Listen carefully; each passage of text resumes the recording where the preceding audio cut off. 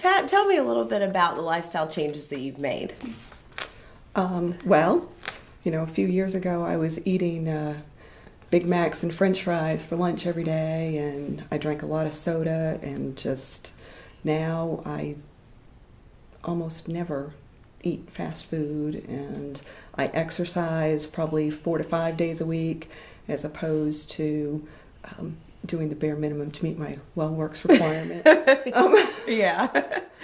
So I think I'm just more active and a little bit more food conscious. Okay, great. So what was your motivation to make those changes?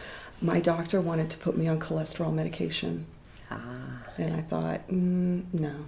Not going to happen. Not I'm too young to have a medication that I have to take every day for the rest of my life, conceivably. So yeah, I decided I'd try to do something else to... That was the switch that turned you on. Great. So you've been able to avoid the cholesterol medication. Yes. Excellent. And what other kind of benefits or results have you gotten from the changes you've made? Well, my weight is much better. Yeah. My WellWorx checks are not an ordeal anymore. And just a sense of satisfaction, I think, of just making the commitment and seeing results. Yeah. So you see continuous results, and you told me that it's more of a habit now. You're not having to try quite as much. No, I mean, it is. Yes, it's my routine now. Yeah. So if I don't exercise or if I eat a little too much, I feel it a lot quicker, and it's not the norm. Mm-hmm. So I'm not. It's outside my comfort zone, so I tend to get back into the routine a lot quicker than I used to. I mean, it didn't happen all at once either. I had several false starts. So tell me a little bit more about those obstacles and challenges. Well, changing what you eat, for me anyway, because I love to eat. And I love sweets, and I love fried food. I love all the stuff that's bad for you. It tastes good for a reason, doesn't it? It does. So changing that was really hard. I used to drink soda all the time, almost no water. Mm-hmm. And now that's completely the opposite. And that was a challenge to make that change too. And time for exercise was always a challenge. There were other things that were on the list. Well, you have a pretty time-consuming job, and you're a mother. So, Well, so what kind of strategies or techniques did you use to get over some of those obstacles? Well, I used to say, well, I'll go home and I'll work out at home after dinner, or after my son's in bed or whatever. And I quickly learned that approach does not work for me. Once I'm home, that's it. So I don't go home first. If whatever I'm going to do for exercise happens after work before I go home. So you don't get in the process of doing other things and run out of time. Right. It just becomes an extension of my workday. Gotcha. Okay. Now, what about strategies for your eating habits? What have you done there differently? Well, I think the big thing for me was I did Weight Watchers at the beginning, and because I am no good at a diet. Yeah.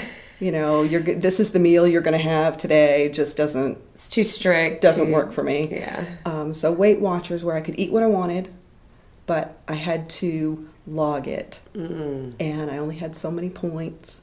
Yeah. So I became very committed to managing my points. And I made sure I used every one of them. Yeah. You maxed them out, but you definitely got religious with it. Yeah, but it helped, because that way, if I wanted ice cream or I wanted pizza, or I could have those things. Mm-hmm. But I found other things that sort of substituted. Mm-hmm. Like instead of having the candy bar, I found that carrots with dressing kind of gave me that same satisfaction, without costing me so many points. So I got pretty good at swapping things out, but it took time. Yeah. So I did Weight Watchers twice. Right. But now you kind of, in the back of your mind, you know what's going to cost you, and you make a conscious decision about, well, yeah, I'm gonna eat that, but you know, later on I'm gonna pay for it.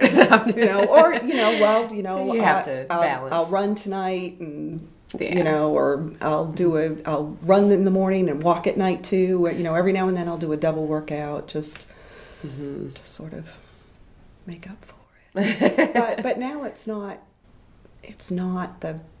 It used to be a hassle.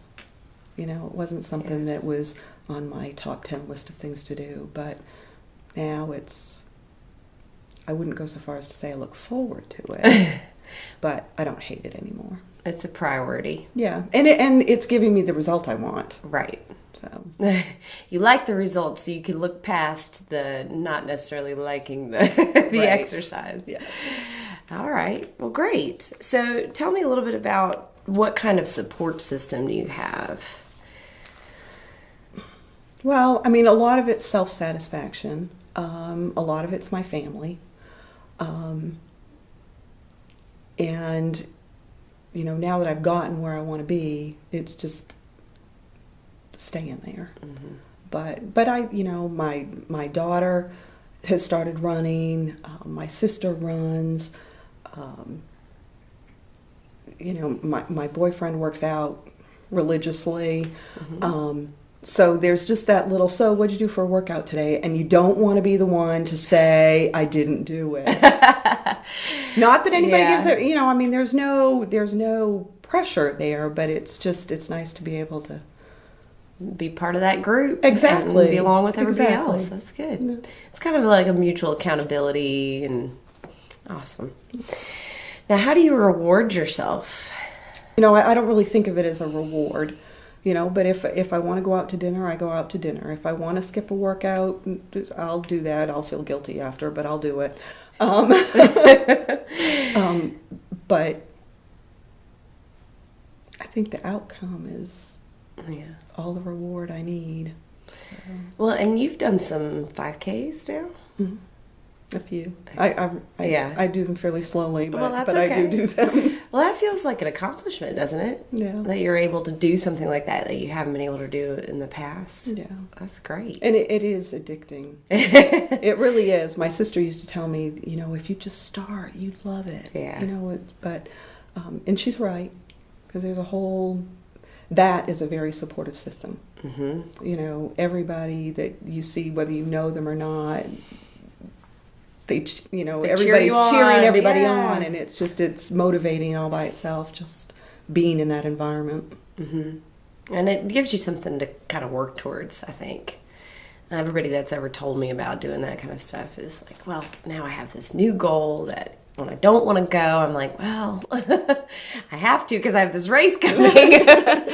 Well, great. So what kind of advice would you give to someone else who is thinking about trying to make a lifestyle change? Well, don't try to take too big a bite. You know, I think some of the best advice I ever got was from you, when you told me when one of my goals was I wanted to lose, I don't know, some amount of weight, and you said don't attach a number to it. Just change a behavior, or, you know, set a goal that is not number related. Mm-hmm. And that made a big difference, because once I stopped initially focusing on the number, the rest of it all sort of came together. So, and then just, you know, don't give up if that's what you want to do. I mean, I know time's a problem, you know, and I hear that all the time, that it's difficult to find time to exercise, and it is, but if you just keep trying, all of a sudden it will be a routine. Yeah, it turns into a routine before you know it. Yeah, it does. You struggle through it. So, and if you're doing something you don't like, try something else. Yeah. So, I mean, I change my workouts fairly regularly just to keep from getting bored. Yeah. Well, great. So is there anything else that you'd like to add? Tony, do you have any other questions you think we should? How much have you lost altogether? Just curious. I've lost about 30 pounds altogether. Awesome. That's great. That's awesome.